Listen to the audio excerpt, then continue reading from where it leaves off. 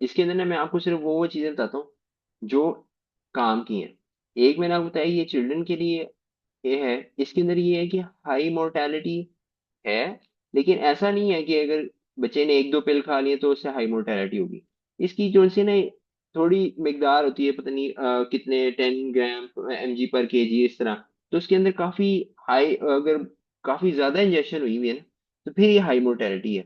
ये नहीं है कि एक दो पिल्स खा लिए तो उससे मोर्टेलिटी हो जाएगी। ठीक है, एक ये बात हो गई। इसके बाद हमारे पास ये फ्री रेडिकल आ गया और पर ऑक्सीडेशन आ गया। ये दो मैकेनिज्म है जिसकी वजह से इसकी टॉक्सिसिटी कह लें या इसकी जो ये सारे डेडली साइंस सिम्टम्स वो है। तो ये सेल डेथ याद रखने ही नहीं, लेकिन ये फ्री रेडिकल्स और पर ऑक्सीडेशन में फिलहाल याद रखें।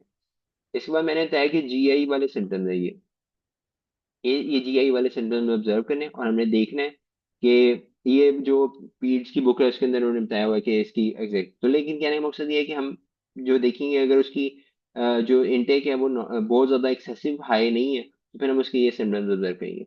अगर हमने देखने की कितनी पिल्स मिली तो फिर हम एक्सरे करेंगे तो उसमें ये क्योंकि आयरन टाइप है तो ये क्या होगा कि हमें एक्सरे के ऊपर पिल्स नजर आ जाएंगी। अब उसके अंदर ये है फिर मे प्रोग्रेस टू एनाइन या मेटाबॉलिक एसिडोसिस।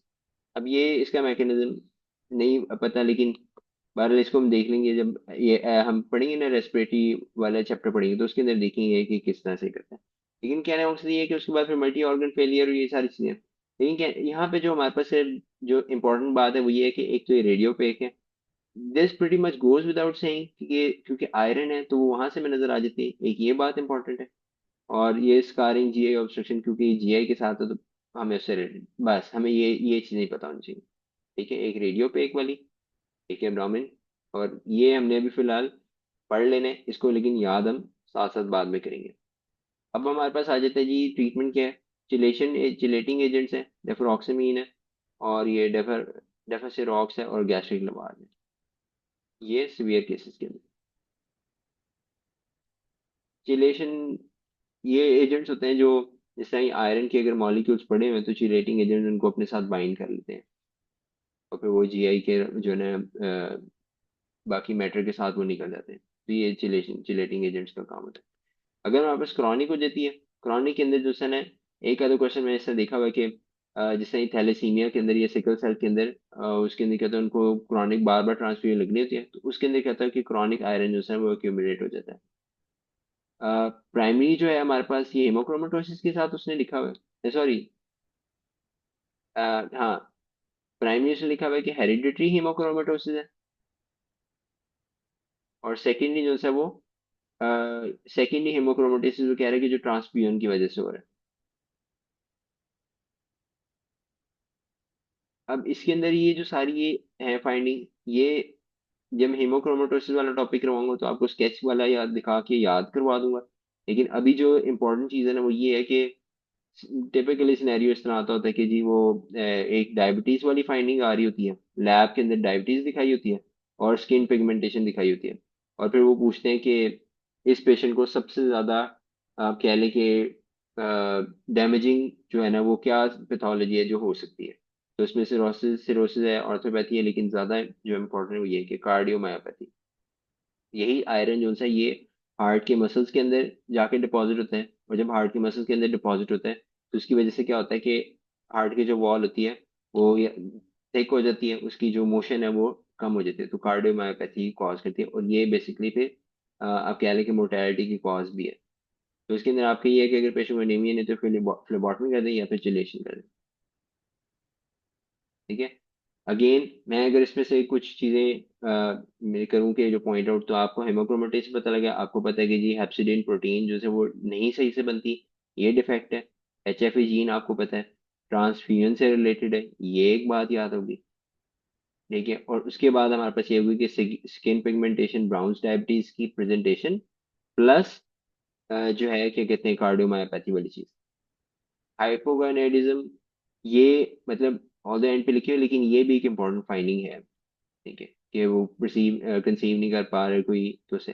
लेकिन कार्डियोमायोपैथी आपको डेफिनेटली पता होना चाहिए क्योंकि ये मतलब ज्यादा एक इम्पोर्टेंट टॉपिक है, ये इम्पोर्टेंट फाइंडिंग है। ठीक हो गई यहाँ तक, कोई क्वेश्चन?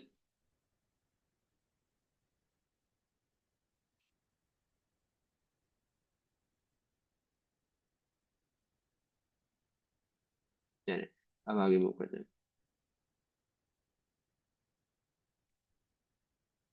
ऑटो इम्यून हेमेलिटिक एनीमिया के अंदर इतने सारे स्केचेस हैं ना, मैं अब आपको दिखाऊं ना तो मुझे वो बार बार ना आ जाते हैं, लेकिन अगर शायद आपको याद हो कि जो टाइप 2 हाइपर सेंसिटिविटी रिएक्शन था, तो उसके अंदर क्या था, इस तरह दरिया सा था, और दरिया में फिर वो जो माई मतलब ग्रैंड मास थी, वो कश्ती चला के आ रही थी, उन्होंने जो है ना एक तीर लगाया था। तो उसके अंदर क्या था, खिड़की में तीर लगा था और वो तोड़ी थी। तो उसके अंदर वो बता रहे थे कि जो अब ये देखें, वो जो तीर उन्होंने मारा था, वो मैं कहता हूँ जी एंटीबॉडीज है। ठीक है। तो एंटीबॉडीज की वजह से आरबीसीज की ब्रेकडाउन हो रही है। तो मुझे ये बताएं कि ये कौन सा टाइप, कौन सा हाइपर सेंसिटिविटी रिएक्शन टाइप है? Type 2, very good. ठीक हो गया। अच्छा, अब दूसरा है कि मैं पूछता हूँ कि हाइपर सेंसिटिविटी रिएक्शन गया और उससे कॉम्प्लीमेंट एक्टिवेट हो गया, तो अब ये कौन सा जो है ना ये रिएक्शन है? कॉम्प्लीमेंट मेडिएटेड नहीं, ये भी 2 के अंदर ही आता है। कॉम्प्लीमेंट मीडिएटेड किलिंग तो हो गई, लेकिन डिपॉजिट जो सा ना होगा तो वो टाइप 3 बनता है। तो कॉम्प्लीमेंट मीडिएटेड किलिंग भी हो रही है, तो वो भी टाइप 2 ही है। सही है। तो ये चीज है। देखिए, अब इसके अंदर उन्होंने दिया हुआ है आईजीजी। वार्म के अंदर आईजीजी है, और कोल्ड के अंदर आईजीएम है। अब इसको मैं ना ये कह रहा हूँ, अब मुझे कि दोबारा वो आगे नोटिस की ये